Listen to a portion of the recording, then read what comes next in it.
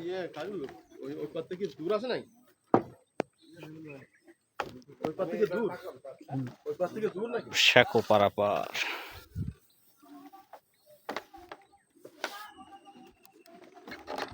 Hello,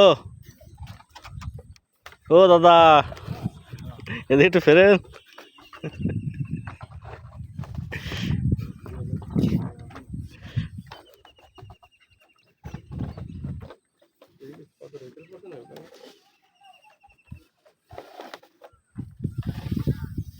এই শ্যাকো পারাপারের সময় কলিমুদ্দি দফাদারের কথা মনে পড়ে গেল। কম্পন যেন একটা সংক্রমক রোগ, দেখেন। এই ওটা কি সদরে পড়ে?